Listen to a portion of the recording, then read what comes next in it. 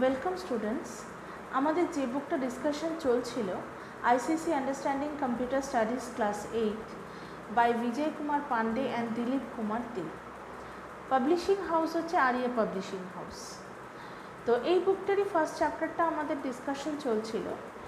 তো প্রিভিয়াস ভিডিওতে আমরা মাল্টি প্রোগ্রামিং পর্যন্ত ডিসকাস করেছি। এই ভিডিওতে আমরা multitasking, time sharing, real time processing and multi processing এই কটা টপিকে ডিসকাশন করব।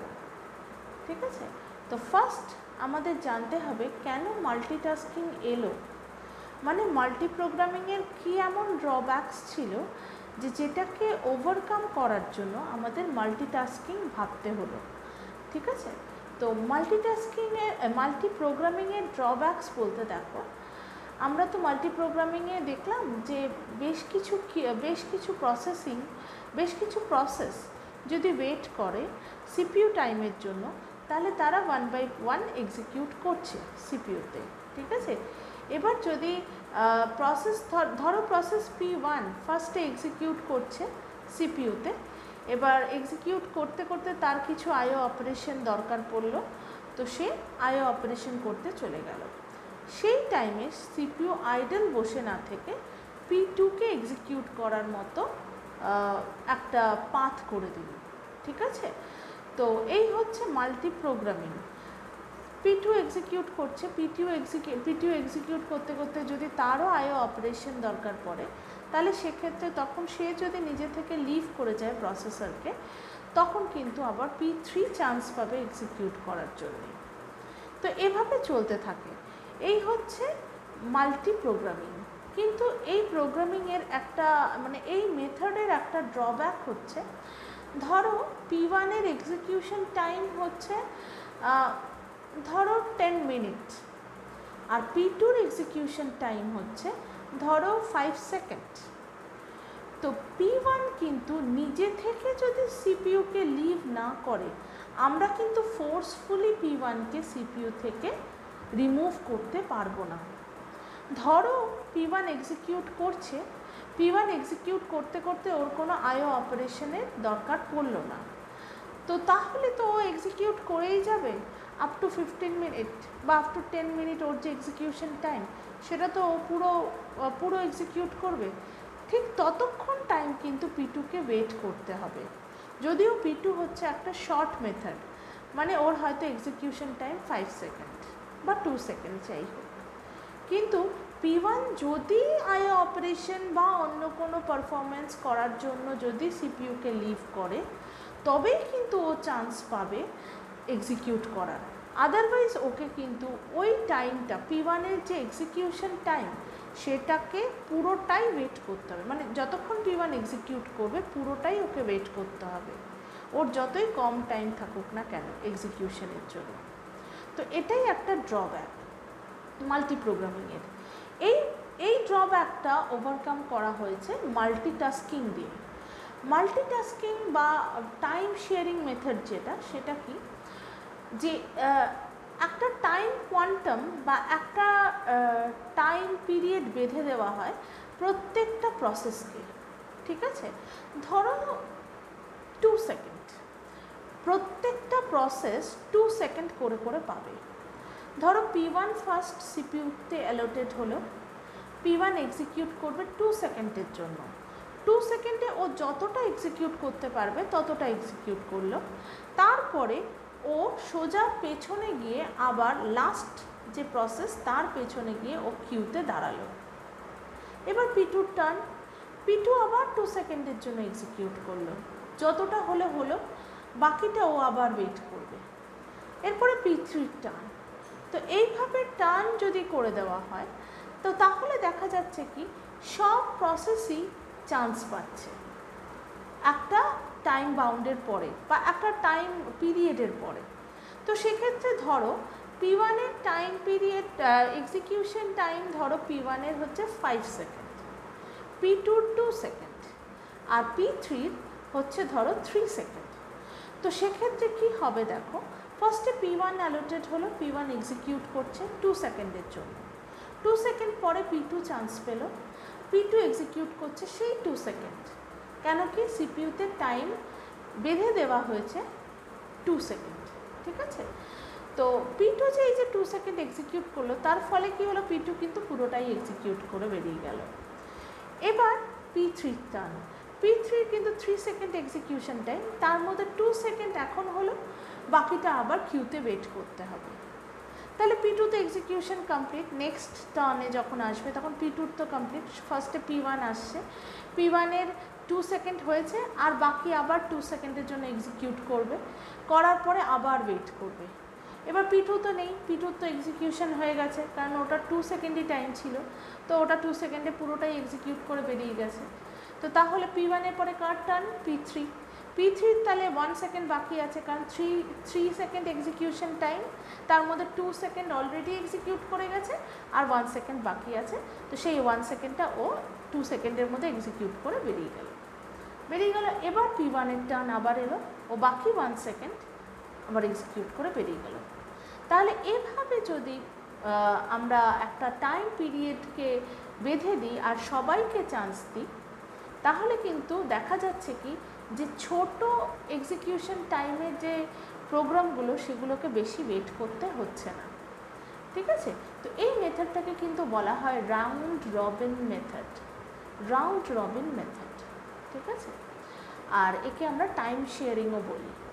কিন্তু এই যে মানে ধরো P1 2 second, P2 2 second, P3 2 second, আবার P1 P2 P3, বা আরও যদি কিছু প্রসেস থেকে থাকে তাহলে পরপর এভাবে টাইম শেয়ারিং মেথড এক্সিকিউট করবে, কিন্তু এটা এতটাই ফাস্ট যে ইউজার কিন্তু বুঝতেই পারবে না যে এভাবে একটার পর একটা, মানে মেইনলি সিপিইউতে কিন্তু অ্যাট এ টাইম একটা প্রসেসই রান করছে, সেটা কিন্তু ইউজার বুঝতে পারবে না। কেন কি এত ফাস্ট এই জিনিসটা হবে যে ইউজারের মনে হবে যে 3টে প্রসেস বা যে কটাই প্রসেস আছে সবগুলো অ্যাট এ টাইম রান করছে, ঠিক আছে। তো এই হচ্ছে টাইম শেয়ারিং, বা একে মাল্টিটাস্কিংও বলে। মানে একসাথে অনেকগুলো কাজ, মানে মনে হচ্ছে যে একসাথে অনেকগুলো কাজ হচ্ছে, কিন্তু এটা কিন্তু সিপিইউতে অ্যাট এ টাইম একটা প্রসেসই রান করছে, ঠিক আছে। তো এবার একটু বই পড়া যাক, দেখা যাক কি বলে, ঠিক আছে। এবার বুকে কি লিখেছে দেখো, the techniques of multiprogramming can be performed in 2 different ways, time sharing and real time processing. Time sharing, this method refers to the allocation of computer resources in a time depending slot to execute several programs, ঠিক আছে। কি বললো, this method refers to the allocation of computer resource, মানে CPU time আমি বলতে পারি, এটা one of the resource, ঠিক আছে। in the time depend slot, মানে টাইম পিরিয়ডটাকে মেনশন করে দেবে, ঠিক আছে, in a time depend slot to execute several programs. The basic idea of time sharing is to provide this facility to a large number of users to execute their programs within the allotted time slot, ঠিক আছে। কি বলছে, basic আইডিয়াটা কি, basic idea মানে time শেয়ারিংয়ের basic আইডিয়াটা কি, সবাইকে চান্স দেওয়া, ঠিক আছে। এই জন্য বলেছে দেখো, to provide this facility to a large number of users, যতজন ইউজার আছে সবাইকে চান্স দিতে হবে, to execute their program within a allotted time slot, ঠিক যতটুকু অ্যালোটেড করা হয়েছে ততটুকু অ্যালোটেড টাইমের জন্য তুমি তোমার প্রোগ্রামকে এক্সিকিউট করতে পারো। তারপরে যদি তোমার কিছু এক্সট্রা টাইম বেঁচে থাকে এক্সিকিউশনে, তাহলে তোমাকে কিউতে ওয়েট করতে হবে, আবার নেক্সট প্রোগ্রাম যখন নাকি চান্স পাবে তারপরে তুমি আস্তে আস্তে, মানে তোমার টার্ন যখন আসবে তখন তুমি আবার চান্স পাবে, ঠিক আছে। তো দেখো, the CPU time is shared among the users on the schedule basis, which allows user to have a brief share of the same CPU time in turn. সবাই মিলে একটাই সিপিইউকে শেয়ার করছে, মানে একটা সিপিইউ টাইমকে শেয়ার করছে, ঠিক আছে। Next, it must be noted that at any instance the CPU can execute only one job. At a time কিন্তু একটাই জব সিপিইউতে এক্সিকিউট করবে বা একটাই প্রসেস এক্সিকিউট করবে, কিন্তু সেটা এতটাই ফাস্ট হবে যে আমরা দেখব সবগুলো প্রসেস একসাথে এক্সিকিউট করছে, আমাদের মনে হবে এটা। ঠিক আছে, নেক্সট দেখো পরের পেজে চলে যাও।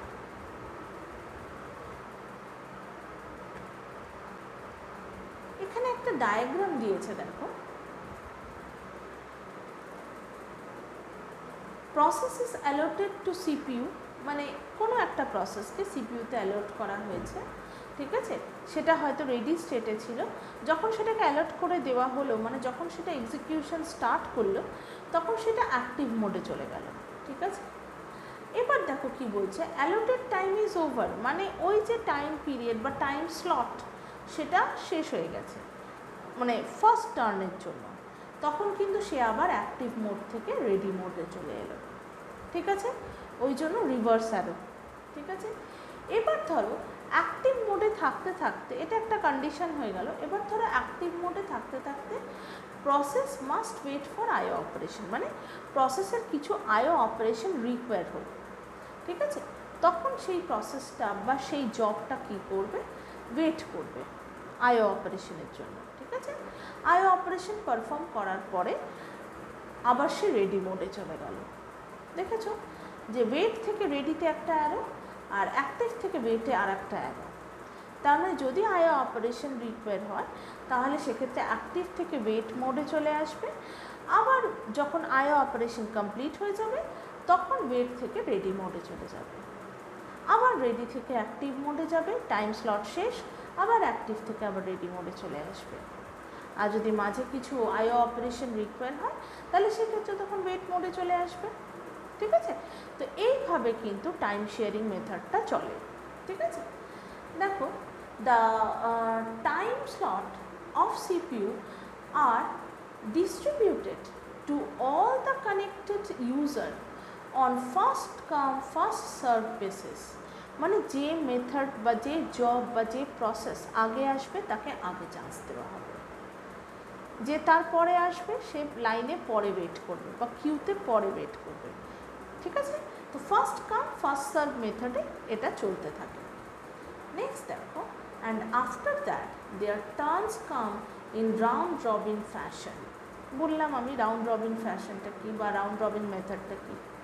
However, the CPU process data so fast that user will hardly come to know when their turns come and goes. মানে এত ফাস্ট এটা হয় যে ইউজার বুঝতেই পারে না যে কখন কোন জবের টার্ন এলো আর গেল। ঠিক আছে, generally time sharing operating system is used when a powerful server computer serves several client computers. ঠিক আছে, তো টাইম শেয়ারিং সেখানেই ইউজ করা হয় যেখানে একটা পাওয়ারফুল সার্ভার আছে, সে ক্লায়েন্ট সার্ভারগুলোকে সার্ভ করছে। ঠিক আছে, thus it can be defined as, in time sharing method the CPU time is divided into equal slots.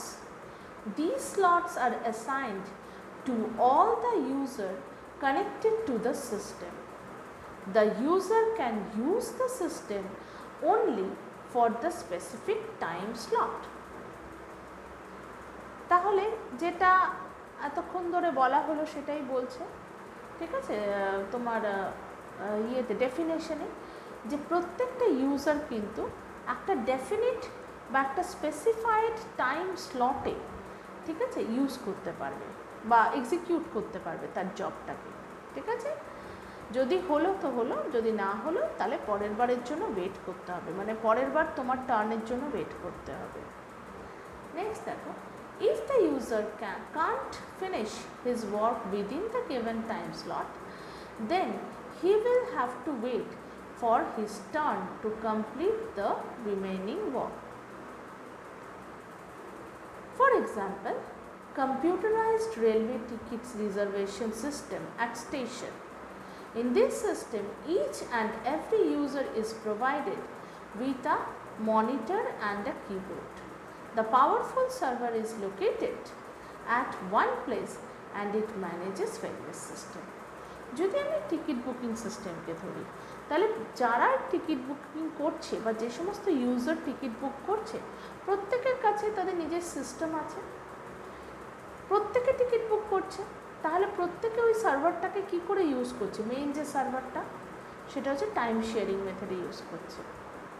সবাই অ্যাট এ টাইম কিন্তু দেখছে, মনে হচ্ছে তাদের যে অ্যাট এ টাইম তারা সবাই কিন্তু সিপিইউকে পাচ্ছে বা মেইন সার্ভারকে পাচ্ছে, যে আমি বুক করলাম আমার বুকিংটা এক্ষুনি নিয়ে এলো, আবার ঠিক দুটো বাড়ি পরে আর একজন বুক করলো তার বুকিংটাও এক্ষুনি নিয়ে এলো। কিন্তু মেইন সার্ভারে কিন্তু ব্যাপারটা তা হচ্ছে না, ও কিন্তু রাউন্ড রবিন মেথডে করছে, কিন্তু তার টাইম স্লটটা এতটাই কম যে এতটাই ফাস্ট জবগুলোর টার্ন আসছে আর যাচ্ছে যে প্রত্যেকটা ইউজার ভাবছে যে সে একাই ইউজ করছে সিপিইউকে। ঠিক আছে, তো এটাই এখানে বলেছে। নেক্সট এবার দেখো রিয়েল টাইম প্রসেসিং।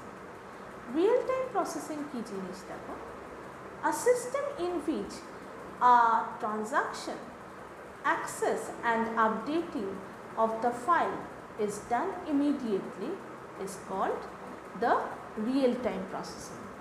মানে রিয়েল টাইম প্রসেসিং কিন্তু টাইম শেয়ারিং মেথডের মতোই, ওখানেও টাইম স্লট আছে, টাইম স্লটে এক্সিকিউট করতে হবে, কিন্তু টাইম স্লটের মধ্যে যদি বলা হয় যে এই মেথডটাকে বা এই জবটাকে পুরোটাই এক্সিকিউট করতে হবে, তার মানে পুরোটাই এক্সিকিউট করতে হবে, কিছু এক্সিকিউশন বাদ রাখা যাবে না, মানে ওই টাইমের মধ্যে তোমার জবটা শেষ করে ফেলতে হবে। এটা হচ্ছে রিয়েল টাইম প্রসেসিং।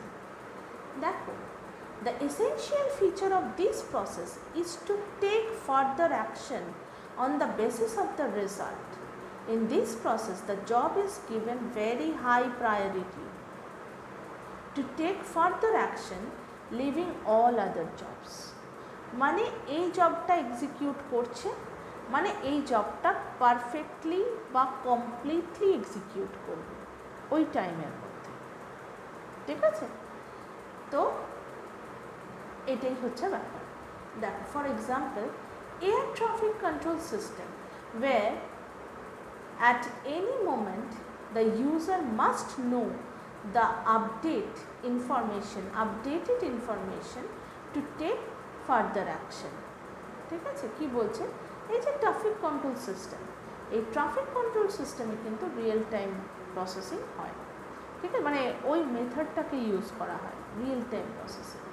ঠিক আছে, where at any moment the user must know the updated information, মানে ইউজারকে কিন্তু জানতে হবে যে সিগন্যালের কি আপডেটেড ইনফরমেশন আছে, মানে whether it is yellow or red or green.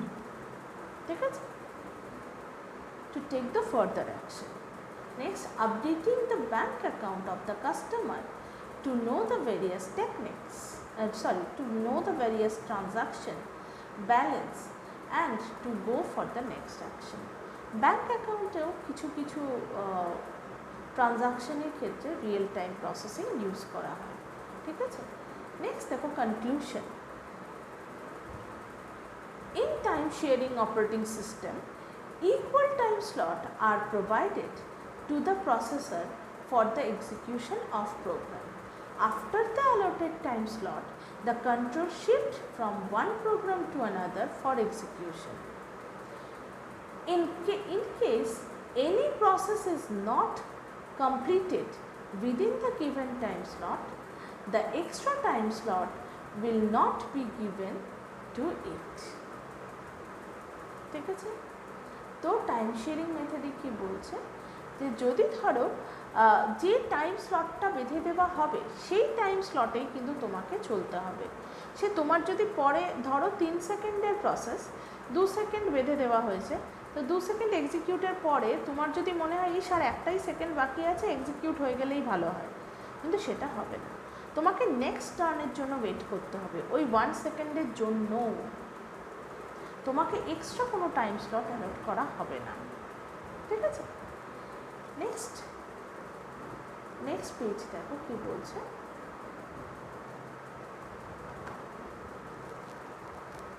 For example, you are running a process with a time slot of 5 seconds If the process is not completed in 5 seconds and require 1 extra second, then it will be executed in the next execution cycle, but the time slot will not be extended. তোমাকে wait করতেই হবে next execution সাইকেলের জন্য। ওই 1 second বাকি থাকলেও সেটা কিন্তু তুমি এই এক্সিকিউশন সাইকেলে পাবে না। নেক্সট এক্সিকিউশন বা নেক্সট টার্নের জন্য তোমাকে ওয়েট করতে হবে, যতই তোমার 1 সেকেন্ডই বাকি থাকুক আর হাফ সেকেন্ডই বাকি থাকুক। ঠিক আছে? নেক্সট দেখো, real time operating system is used where different processes are executed for the same time slot, but in some process the time slot can be extended to complete the execution. কিন্তু real time মেথডে কী হয় বা real time operating সিস্টেমে কী হয়, তোমার যদি 1 second মানে ধরো একটা টাইম স্লট দেওয়া হয়েছে, এবার সেই টাইম স্লটে তোমার এক্সিকিউশনের পরে জাস্ট একটা কিছু বাকি রয়ে গেল, মানে কিছু ফ্র্যাকশন অফ সেকেন্ড তোমার বাকি রয়ে গেল, তখন কিছু কিছু ক্ষেত্রে কিন্তু এটা এক্সটেন্ড করা যেতে পারে। ঠিক আছে? নেক্সট দেখো, ফর এক্সাম্পলটা দেখলে আরও ভালো বুঝতে পারবে। You are executing a program which require 8 seconds for its completion, but the allotted time slot is 7 seconds. In such circumstance, 1 second will be extended and then the control will shift to another program. মানে 8 সেকেন্ডের execution টাইমের একটা programme তুমি run করছো, কিন্তু time slot হচ্ছে 7 second. তাহলে obviously 1 second হচ্ছে তোমার আরও মানে তোমার একটু দরকার 1 সেকেন্ডের, তো তখন কিন্তু রিয়েল টাইম প্রসেসিংয়ে কী হয়, ওই 1 সেকেন্ড এক্সটেন্ড তুমি করতে পারো, করে তোমার প্রসেসটাকে পুরো শেষ করে তুমি এক্সিকিউশন কমপ্লিট করতে পারো। ঠিক আছে? তো এই হচ্ছে রিয়েল টাইম প্রসেসিং। তাহলে দেখা যাচ্ছে কি, ফার্স্টে ব্যাচ প্রসেসিং সিস্টেম, সেই ব্যাচ প্রসেসিং সিস্টেমের কিছু ড্রব্যাকস ওভারকাম করলো কে মাল্টিপ্রোগ্রামিংয়ের কিছু ড্রব্যাকস ওভারকাম করলো কে মাল্টিটাস্কিং বা time sharing, real time process এগুলো। এবার এদেরও আবার কিছু ড্রব্যাকস আছে, যে অ্যাট এ টাইম কিন্তু সিপিইউতে একটাই প্রসেস রান করছে, যত ফাস্টই হোক না কেন অ্যাট এ টাইম কিন্তু একটাই প্রসেস রান করছে। এবার তোমাদের ধরো এমন কিছু রিকোয়ারমেন্ট এলো যে অ্যাট এ টাইম অনেকগুলো প্রসেসকেই রান করতে হবে, তখন সেটা কিন্তু আর এই মাল্টিপ্রোগ্রামিং বা মাল্টিটাস্কিং বা টাইম শেয়ারিং এই সমস্ত মেথডে হবে না। সেটাকে ওভারকাম করতে গেলে এবার মার্কেটে কি এলো, মাল্টি প্রসেসিং, মানে একটাই কম্পিউটারের মধ্যে অনেকগুলো প্রসেসর রয়েছে, যেখানে অ্যাট এ টাইম অনেকগুলো প্রসেস এক্সিকিউট করছে। একটাই প্রসেসরকে কিন্তু সবাই মিলে শেয়ার করছে না, অনেকগুলো প্রসেসর অনেকগুলো জব সবাই একসাথে এক্সিকিউট করছে। এটা হচ্ছে মাল্টি প্রসেসিং, যেটা আমরা নেক্সট ভিডিওতে ডিসকাস করব। আশা করি এই ভিডিওতে যতটা বোঝালাম তোমরা পুরোটা বুঝেছো। নেক্সট ভিডিওতে তাহলে আমরা মাল্টি প্রসেসিং ডিসকাস করব। বাই।